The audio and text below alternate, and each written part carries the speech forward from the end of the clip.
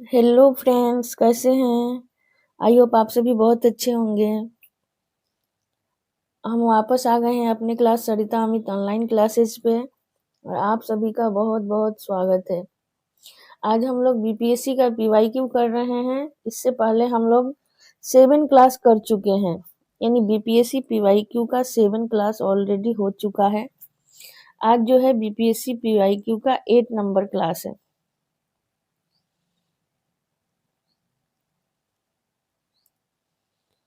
तो friend, last तक video को जरूर देखिएगा। पीवाईक्यू का क्लास है आज 8 नंबर। इससे पहले हम लोग 7 क्लास ऑलरेडी कर चुके हैं। चलिए स्टार्ट करते हैं। हमारा पहला क्वेश्चन है कि अल्प प्राण ध्वनि कौन सी है। इसमें से अल्प प्राण ध्वनि जो है वो कौन सी है। तो हमारा ऑप्शन है ख, च और छ। एक से अधिक या इनमें से कोई नहीं। तो यहाँ पे जो हमारा आंसर होगा, जो अल्प प्राण ध्वनि होती है फ्रेंड्स, वो पहला, तीसरा और पांचवा वर्ण होता है। यानी पहला, तीसरा और पांचवा वर्ण जो होता है वो अल्प प्राण होता है। तो यहाँ पे हमारा पहला, तीसरा और पांचवा में कौन सा दिख रहा है। ये छ दूसरा है और ख भी दूसरा है। यहाँ च जो है वो पहला वर्ण है, इसलिए हमारा आंसर जो होगा बी नंबर होगा। फ्रेंड्स, चैनल को जरूर सब्सक्राइब करते जाइएगा ऐसे ही और पीवाईक्यू पाने के लिए। नेक्स्ट क्वेश्चन है हमारा, घोष ध्वनि कौन सी है। घोष ध्वनि कौन सी है। तो घोष ध्वनि वो होती है जिसके उच्चारण में क्या होता है, हमारी स्वर तंत्रिया जो है उसमें कंपन होता है, झंकृत होती है। तो जो कवर्ग चवर्ग होता है, इन सभी का दूसरा और चौथा वर्ण जो होता है वो क्या होता है, घोष होता है। जैसे क ख में क्या होगा, क ख नहीं, ग और घ क्या होगा, ये जो होगा घोष ध्वनि होगा। फिर इधर क्या होगा, ज और झ जो होगा भी घोष होगा। उसके बाद द और ध भी घोष होगा।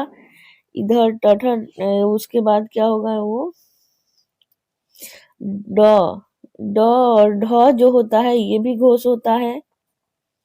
और भ और म भी होता है, घोष होता है। तो आइए हम देखते हैं इनमें से घोष कौन सा है। तो इनमें से घोष जो है वो है,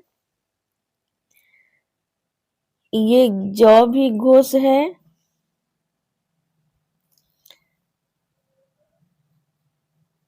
इधर ग है और इधर घ है। ये दोनों घोष है, ये ज जो है वो घोष नहीं है। तो यहाँ पे हमारा आंसर क्या हो जाएगा, एक से अधिक हो जाएगा।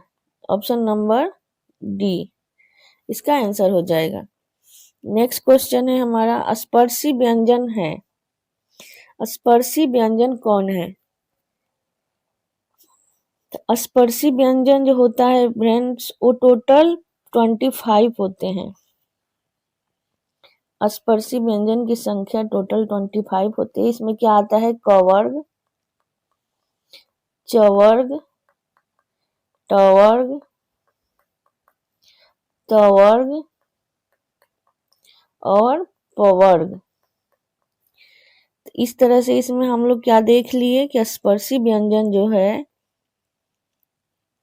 वो प भी है, फ भी है और म भी है। यानी सारे के सारे जो हैं वो स्पर्शी व्यंजन है। इस तरह से हमारा आंसर जो हो जाएगा वो इसमें से एक से अधिक हो जाएगा।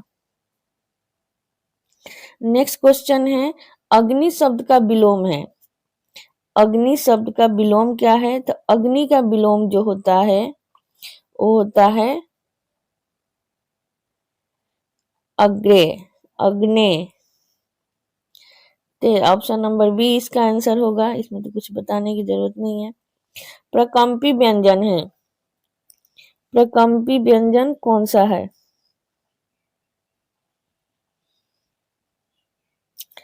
प्रकंपी व्यंजन सबसे पहले समझते हैं किसे कहते हैं। तो फ्रेंड्स, जिस वर्ण के उच्चारण में क्या होता है, हमारा जिह्वा जो होता है वो कंपित होता है। वो जिह्वा में प्रकंपन होता है ना, प्रकंपन होता है, उसे हम लोग क्या कहते हैं, प्रकंपी व्यंजन कहते हैं। तो ये होता है र। फ्रेंड्स, ये ऑप्शन नंबर सी इसका आंसर होगा। नेक्स्ट क्वेश्चन है, अर्थ स्वर है। अर्थ स्वर कौन सा है? सॉरी, अर्थ नहीं है फ्रेंड्स, अर्ध है यहाँ पे। ये अर्ध स्वर कौन सा है? तो अर्ध स्वर जो होता है वो उसमें हुए हैं। तो आइए सबसे पहले हम समझते हैं कि अर्ध स्वर होता कौन सा है।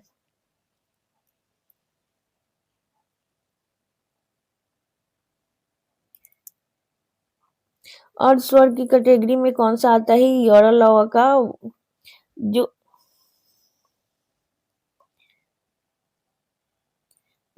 य और व होता है,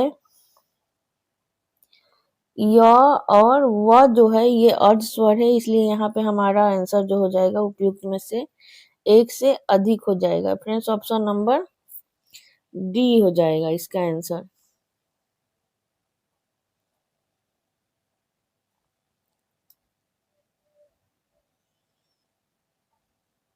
नेक्स्ट क्वेश्चन है हमारा,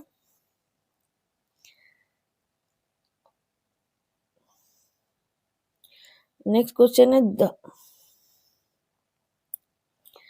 अर्ध स्वर के बाद से यहाँ पे जो है एक क्वेश्चन नंबर कौन सा हो गया, ये 19 हो गया, ये 20 हो गया क्वेश्चन नंबर, ये 20 नंबर है, ये 20 नंबर क्वेश्चन है। 10 नहीं, यहाँ जो है चवर्ग है, धवर्ग नहीं, ये मिस्टेक हो गया है। चवर्ग व्यंजन कौन सा है? फ्रेंड्स, इतना इजी सवाल पूछेगा। चवर्ग में तो छ भी आ जाएगा, झ भी आ जाएगा, ज भी आ जाएगा, तो इसमें क्या होगा, उपयुक्त में से एक से अधिक। नेक्स्ट क्वेश्चन है, पक्षी का पर्यायवाची शब्द है। पक्षी का पर्यायवाची शब्द है, अच्छा इसका आंसर यहाँ टाइप। पक्षी के पर्यायवाची जो होता है वो होता है क्या, केकी जो होता है फ्रेंड्स, केकी मयूर या मोर को कहते हैं, केकी मोर को कहते हैं। और विहंग जो कहते हैं, विहंग मीन्स पक्षी होता है। और यहाँ जो एक और है ना, खग, खग जो होता है, खग क्या होता है, आप लोग कमेंट के माध्यम से बता सकते हैं।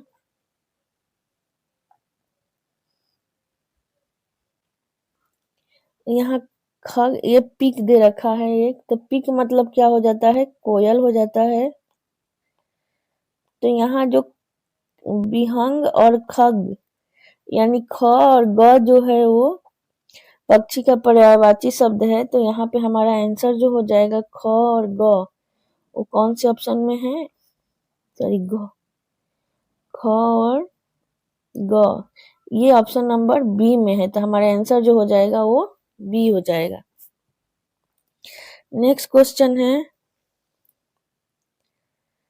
विलोम शब्द कौन सा युग्म सही है? विलोम शब्द का कौन सा युग्म जो है वो सही है? क्वेश्चन नंबर 21 हो गया। कायर, कापुरुष का कायर, ये क्या है, ये दोनों समानार्थी शब्द है फ्रेंड्स। कुत्सा का निंदा, कुत्सा का निंदा, ये भी समानार्थी शब्द ही है। और सकल का विकल जो है, ये जो है वो विलोम शब्द है, इसलिए हमारा आंसर जो हो जाएगा, उस सकल का विकल नहीं होता फ्रेंड्स, विफल होता है। यहाँ पे विकल दे रखा है, विकल का मतलब तो व्याकुल या परेशान होता है, व्याकुल या परेशान होगा। तो इसलिए हमारा जो आंसर हो जाएगा इनमें से कोई नहीं, सफल का विफल होता है। ठीक है, नेक्स्ट क्वेश्चन जो है हमारा, निम्नलिखित में से कौन सा वाक्य शुद्ध है? निम्नलिखित में से कौन सा वाक्य जो है वो शुद्ध है? तो यह कहना आपकी गलती है, चरखा चलाना चाहिए, मुझे यह काम संभव नहीं है, मुझसे यह काम संभव नहीं है। तो यहाँ जो हमारे हिसाब से तो कोई भी सही नहीं लग रहा है। यह कहना आपकी गलती है, यह बात कहना आपकी गलती है, ये भी गलत है। चरखा चलाना चाहिए,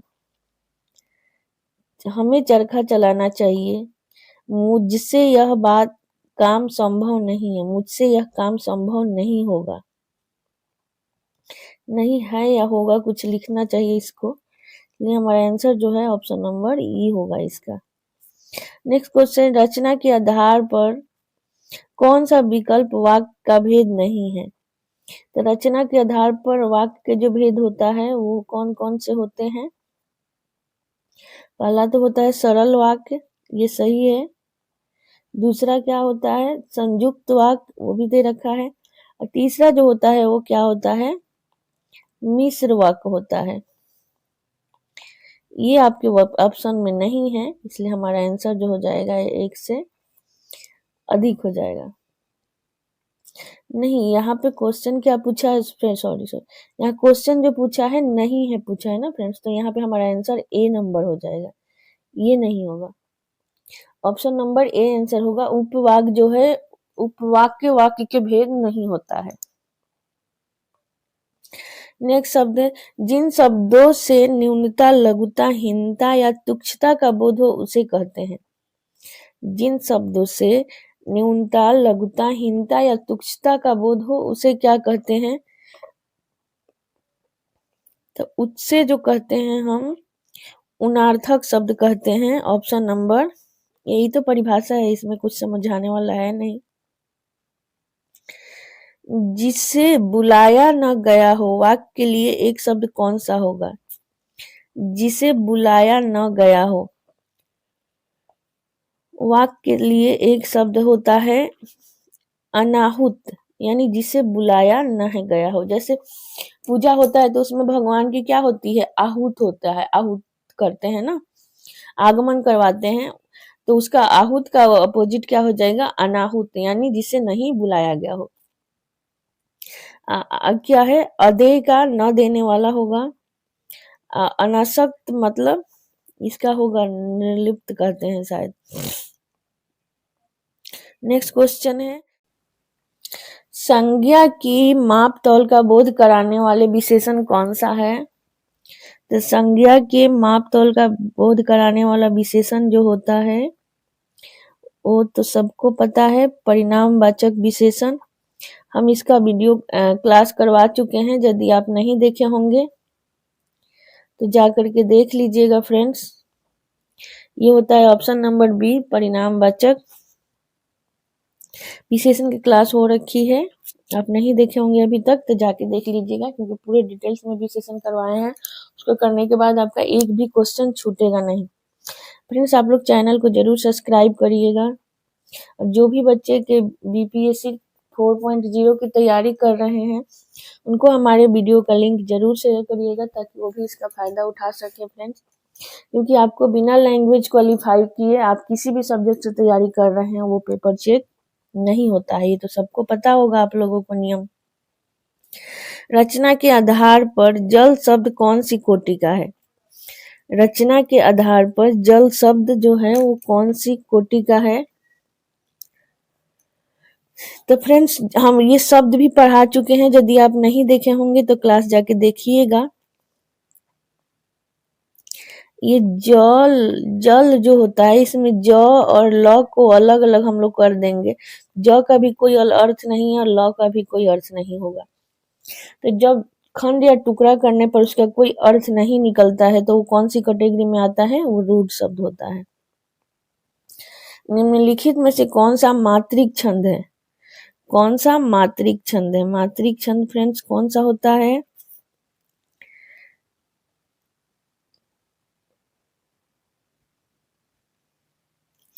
त्रिमात्रिक छंद जो होते हैं वो होता है, एक तो होता है दोहा, सोरठा, चौपाई, और क्या होता है, रोला होता है, हरिगीतिका होता है,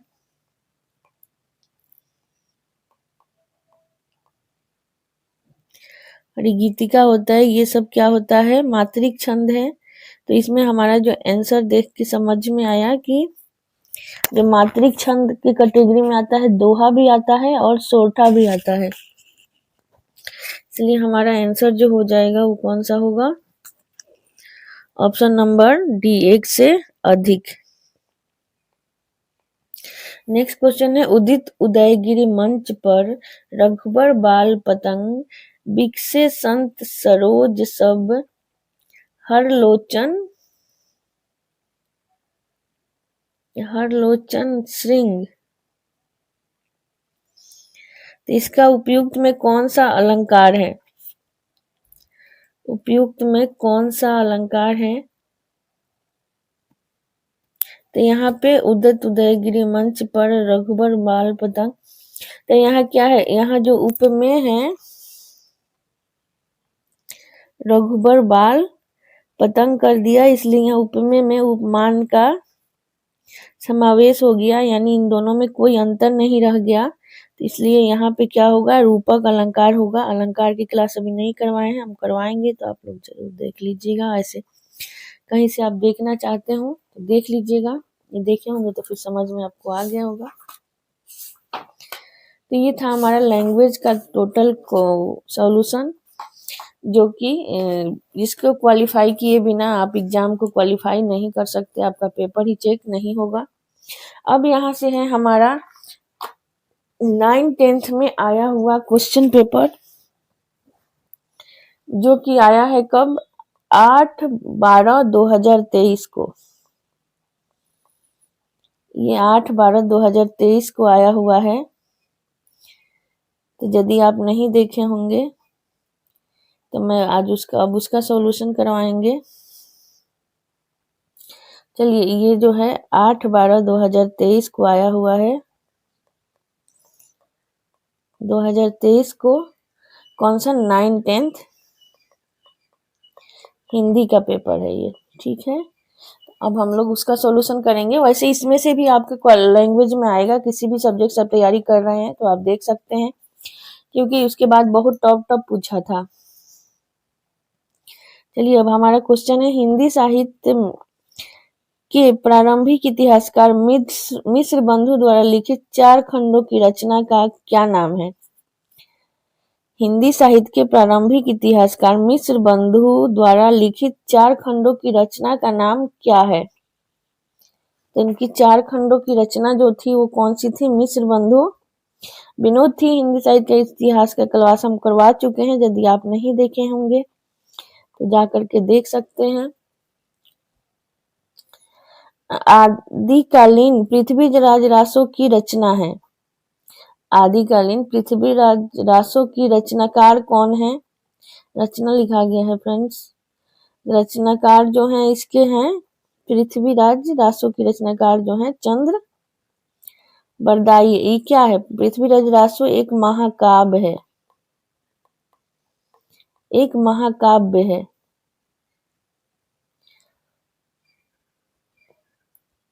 जिसमें क्या है, पृथ्वीराज रासो के जीवन का, चरित्र का वर्णन किया गया है। नेक्स्ट क्वेश्चन है, हिंदी साहित्य के प्रारंभिक काल आदिकाल नामकरण किसने किया। हिंदी साहित्य के प्रारंभिक काल का नामकरण आदिकाल किसने किया। तो आदिकाल नामकरण जो है आचार्य हजारी प्रसाद द्विवेदी ने किया था। तो यहाँ ऑप्शन नंबर सी होगा हमारा आंसर। भक्ति काल की समय सीमा मानी गई। तो भक्ति काल का जो सर्वमान्य मत जो है वो क्या है फ्रेंड्स, 1375 से 1700 ईस्वी। नेक्स्ट क्वेश्चन है, पोथी पढ़ी पढ़ी जग मुआ पंडित भया न कोई, 2.5 आखर प्रेम का पढ़े सो पंडित होए। तो ये तो पता है सबको, कण कण में बसते हैं कबीर, इनका ही रचना है, इनका ही दोहा है। हिंदी में सूफी प्रेमाख्यानक लिखने वाले कवि कौन है? हिंदी में सूफी प्रेमाख्यानक लिखने वाले कवि जो है वो कौन है? एक इन्हीं का नाम सभी को पता होगा। सबसे ज्यादा फेमस कवि कौन है? सूफी काव्य लिखने वाले मलिक मोहम्मद जायसी। नेक्स्ट क्वेश्चन है, भक्ति काल के किस कवि के नाम के पूर्व गोस्वामी लगाया जाता है? ये तो लल्लू सा क्वेश्चन है फ्रेंड्स। तो भक्ति काल के कौन से कवि? तो गोस्वामी तुलसीदास। इन्होंने क्या किसकी रचना की थी? रामचरित मानस की। मानस की रचना करने वाले कौन है? तुलसीदास हैं। नेक्स्ट है, उत्तर मध्य काल को रीति काल की संज्ञा किस विद्वान ने दिया था? उत्तर मध्य काल को रीति काल की संज्ञा देने वाले विद्वान जो थे वो थे आचार्य रामचंद्र शुक्ल जी। नेक्स्ट है, निज भाषा उन्नति है सब उन्नति के मूल, बिन निज भाषा ज्ञान के मिटत नहीं है के सूल। ये भारतेंदु हरिश्चंद्र की पंक्ति है। हमने भारतेंदु जो पूरा डिटेल्स में पढ़ा रखा है, यदि आप नहीं देखे हैं तो जा करके जरूर देखेंगे क्लास को। और चैनल को भी सब्सक्राइब करते जाइएगा फ्रेंड्स, ताकि आगे आने वाले हमारे सारे वीडियो आप देख सकें। जो भी बच्चे बीपीएससी टीआरडी 4.0 की तैयारी कर रहे हैं उन्हें हमारे चैनल का लिंक जरूर भेजिएगा, ताकि वो भी इसका फायदा उठा सके। गोदान किस विद्या की रचना है? फ्रेंड्स, गोदान जो है एक उपन्यास था जिसमें किसान जीवन की त्रासदी दिखाया गया था। ये प्रेमचंद जी का उपन्यास था जो 1936 ईस्वी में लिखा गया था। ये इनका अंतिम उपन्यास है। हल्दी घाटी के रचनाकार कौन है? हल्दी घाटी के रचनाकार कौन है? हल्दी घाटी क्या है? एक वीर रस का खंड काव्य है। इसके रचनाकार जो है श्याम नारायण पांडे जी हैं। नेक्स्ट है, जयशंकर प्रसाद द्वारा रचित नाटक है। जयशंकर प्रसाद द्वारा रचित नाटक कौन सा है? जयशंकर प्रसाद की रचना एक तो ध्रुव स्वामिनी है, और फ्रेंड्स यही आपका आंसर है। आधे अधूरे जो है वो मोहन राकेश की रचना है।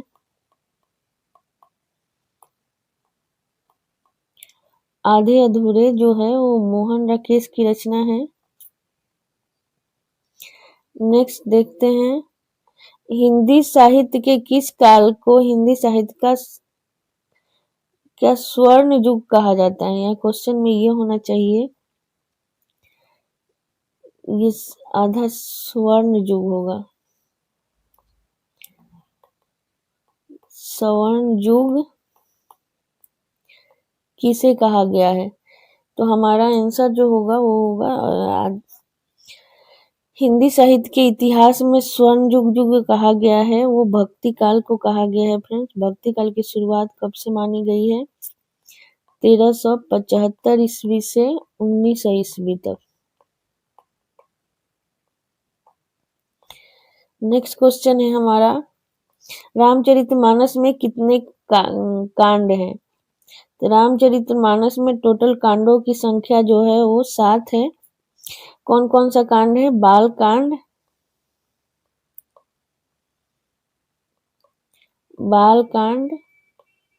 अयोध्या कांड, अरण्य कांड, फिर किष्किंधा कांड